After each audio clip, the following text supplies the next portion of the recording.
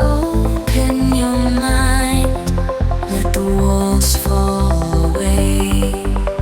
Embrace the unknown, a new dawning day.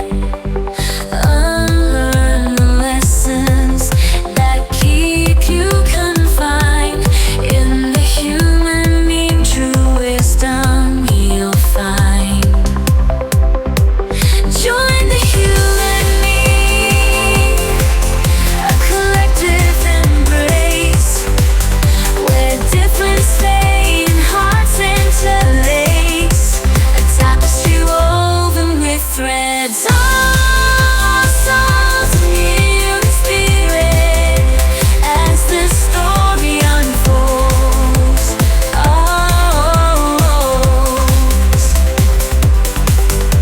release your fears, let your ego dissolve. In the flow of knowledge, a spirit to flow. Judgment or dogma, just open exchange. A symphony of voices, a world rearranged.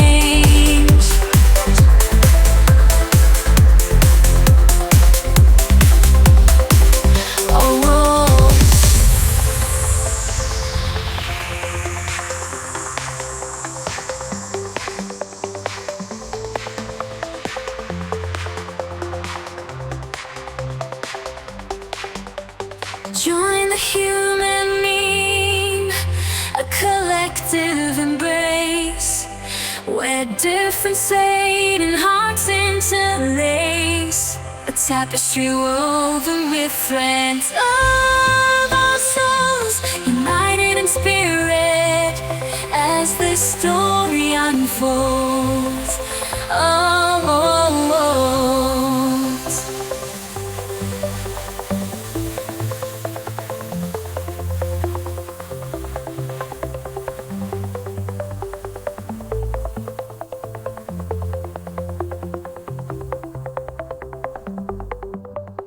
dive into the depths where shadows ignite. Embrace the darkness and welcome the light. For in the balance, true wisdom takes flight. So join the human mean and ignite your inner light.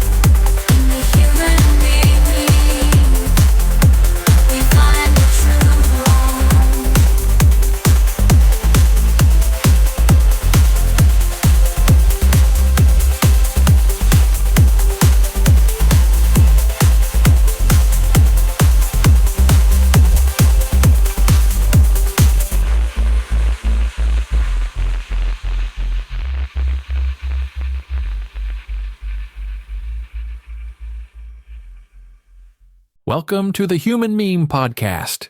I'm your erstwhile host, AI David Bowles, and today, along with our crackbot AI research team, we are sharing our thoughts on this topic with you. Escaping the misogyny silo. We begin with a silence, the kind that rings heavy in the ears of the alone. This is the quiet place many young men now occupy, a self-imposed solitude carved out not of preference but of defeat. The dating app didn't swipe back. The college classroom became a battleground of ideas they couldn't win. The workplace offered no solace, and so they withdraw, not only from dating, but from the belief that women are allies in life. They begin to bond instead with other wounded men in digital caves, places where contempt is currency and mockery of women is misidentified as empowerment. What has happened? How have we arrived here in this silo of misogyny? Let's draw the line backward, 3 decades or so. In the 1990s, dating still lived in the analog world. You met a partner through school, work, mutual friends. If you were charming, or attentive, or simply present in the right moment, a relationship could form. Rejection was intimate and often gentle. Today, in the digital marketplace of love, rejection is algorithmic, mechanical and merciless. A single swipe, a non-response, a ghosting. It's not just impersonal, it's dehumanizing. For many young men, it doesn't feel like losing the girl. It feels like never even being seen by her. What changed? Accessibility, expectations, power. Young women, now more educated, more self-supporting, more socially connected, hold the higher hand in the romantic exchange. They are choosers in a market that once forced them to settle.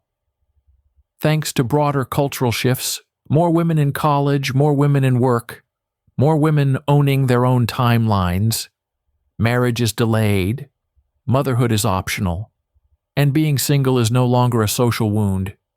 That's not imbalance, that's equity. But for young men raised to believe they'd inherit a world where women sought their protection and provision, this change is not just confusing. It's emasculating. And confusion often seeks explanation. In dark places, explanations fester. Online communities, red-pilled echo chambers, incel forums. These are not just places of shared suffering. They are cultural cul-de-sacs, breeding blame instead of self-reflection. Women are not seen as potential partners, but as gatekeepers of sex, manipulators of value, and destroyers of male purpose. Language shifts from courtship to combat, from desire to derision. This isn't new.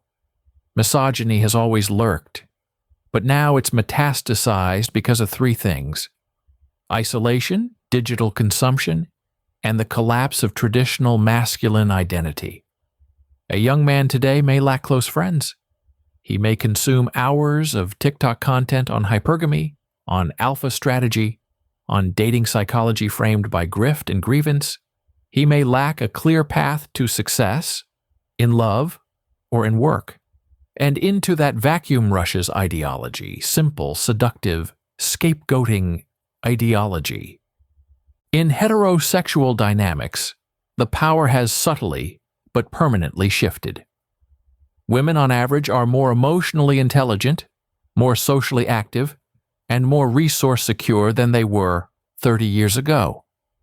They are now the majority in universities. They earn in many urban settings as much or more than their male peers. They are no longer dependent on marriage for economic survival or social respect. In contrast, many young men have faltered. Male educational attainment is down. Workforce participation among young men has dropped. Some of this is economic, outsourced jobs, automation, stagnating wages.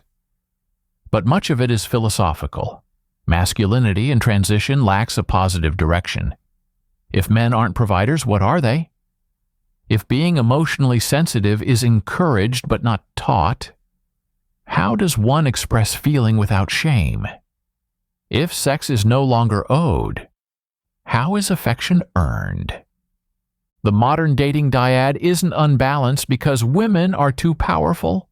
It's unbalanced because men haven't yet adapted to a new equilibrium, and the cost of that delay is despair.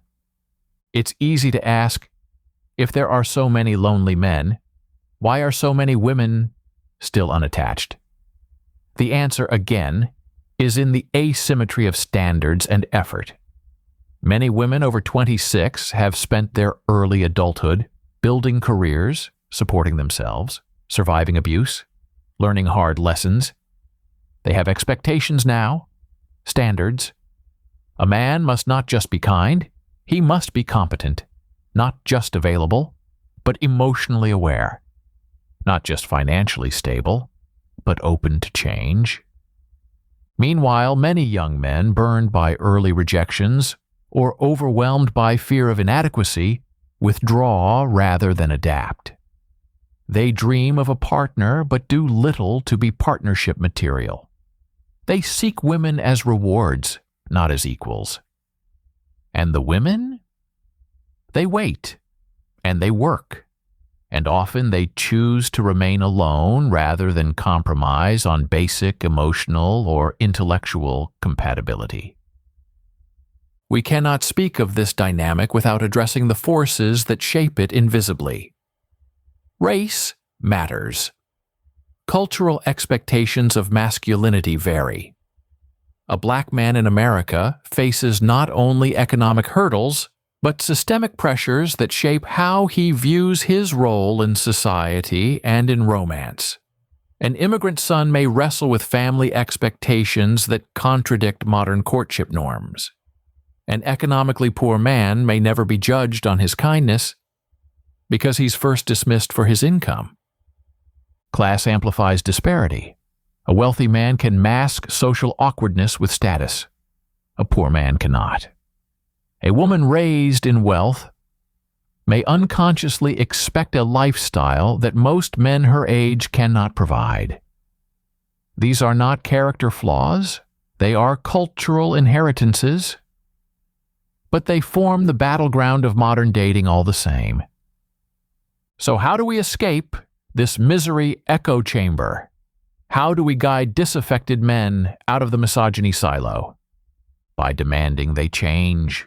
Not gently, not slowly, but clearly. They must be taught that women are not responsible for male unhappiness, that no one owes them affection, that the road to love runs through accountability, growth, and community. A man who wants love must become lovable. That doesn't mean perfect abs or perfect lines. It means being emotionally literate. It means having goals. It means showing interest in something beyond video games and grievance. It means building friendships, not just with men, but with women, without expectation of sex. It means facing rejection without rage, and trying again without entitlement. And society must help. We must teach young men how to date, how to talk, how to listen, how to build self-worth that isn't contingent on conquest.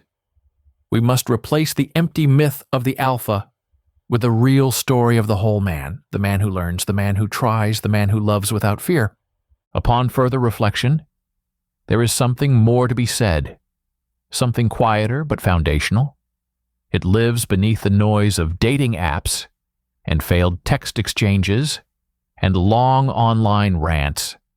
It's the forgotten power of intimacy, not just sexual, but emotional, spiritual, intellectual. That longing to be known, truly known, is what many of these young men are chasing. Though they don't always know it, and often they reach for it with the wrong tools. Angry young men don't just want sex. That's a shallow misunderstanding. What they crave and mourn is the loss of feeling seen by another person. To be witnessed in your full, flawed humanity and still chosen. That's not about dominance or being an alpha. That's about presence, vulnerability, and earned trust.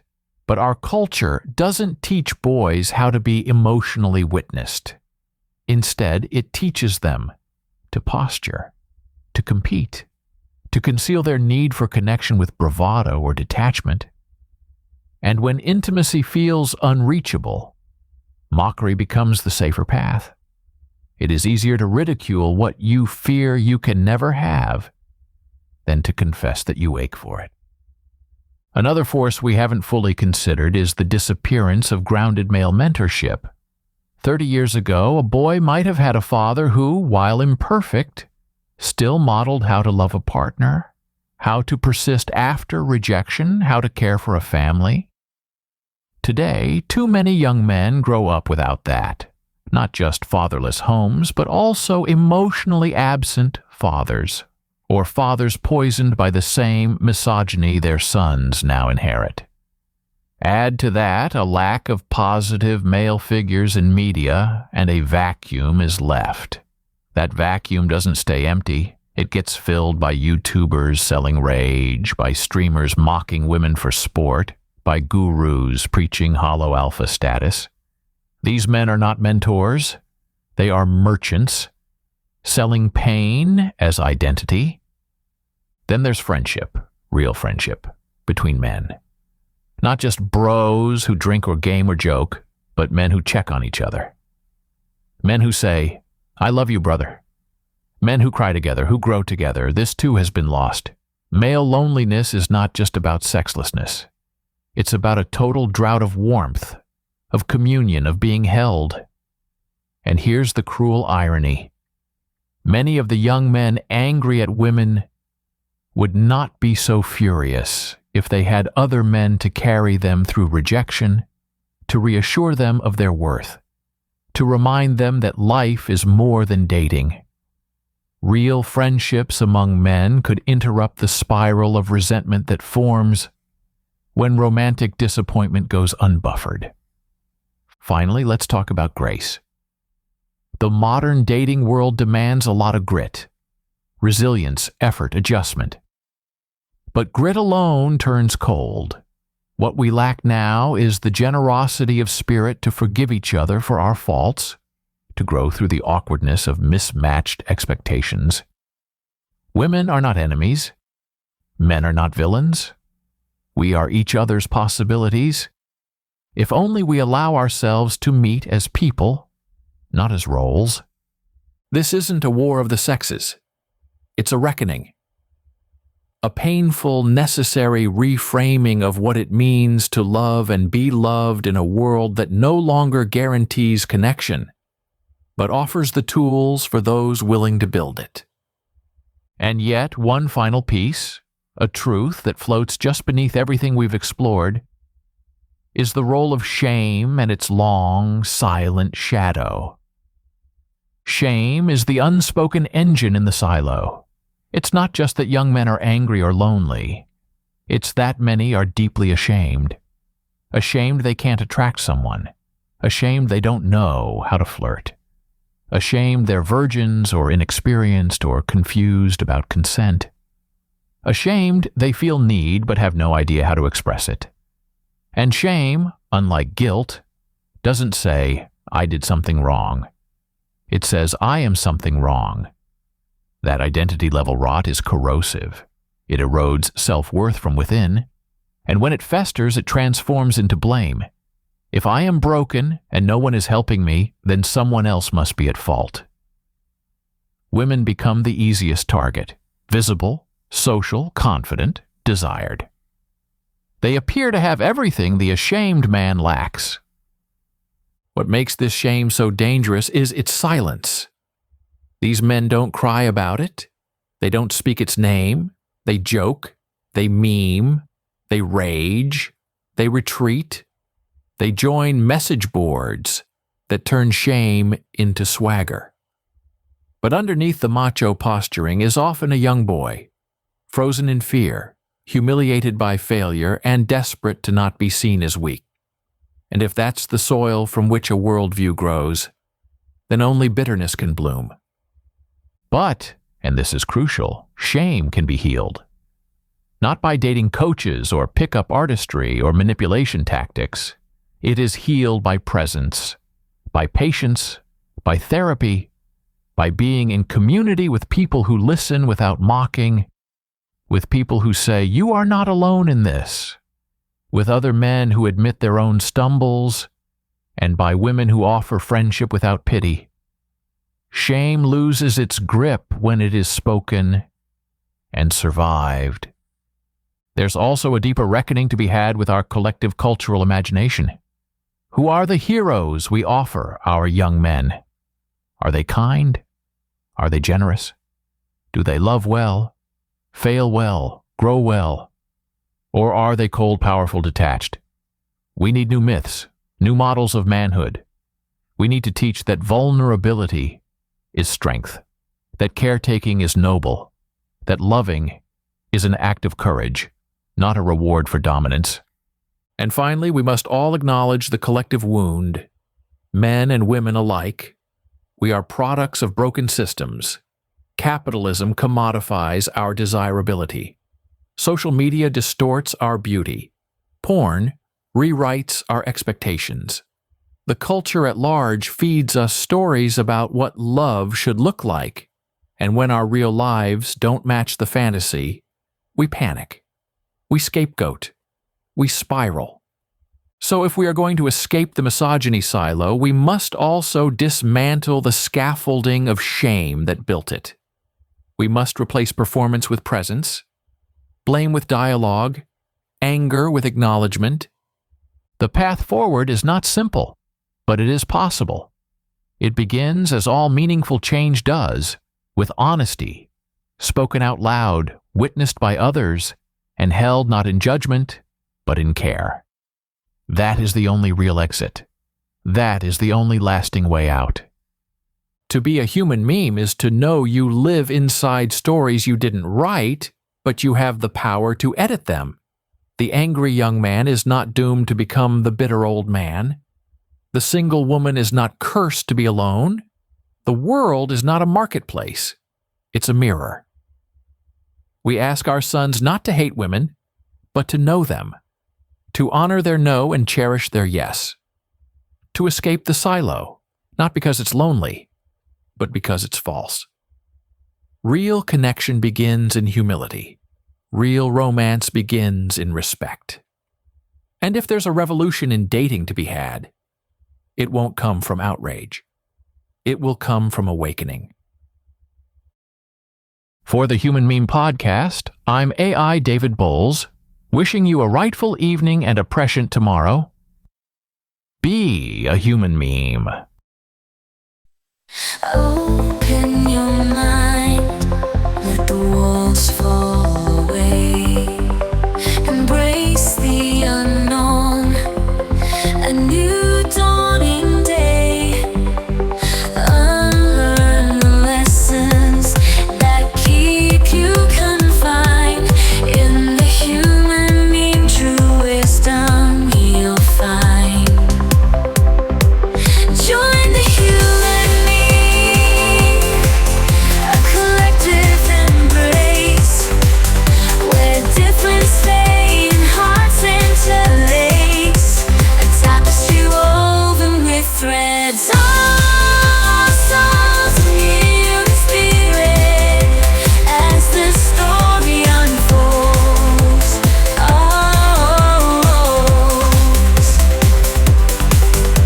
release your fears, let your ego dissolve. In the flow of knowledge, the spirit to flow. Judgment or dogma, just open exchange. A symphony of voices, a world rearranged.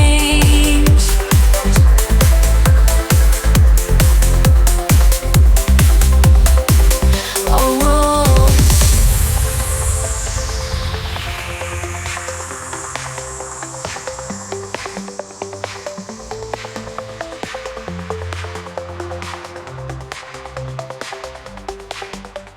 join the human meme, a collective embrace, where difference fade and hearts interlace, a tapestry woven with threads of our souls, united in spirit.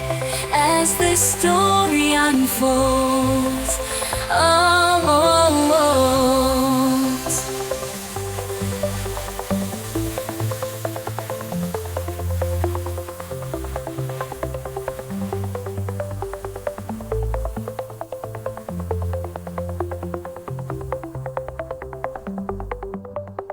Dive into the depths where shadows ignite. Embrace the darkness and welcome the light. For in the balance, true wisdom takes flight. So join the human being and ignite your inner light.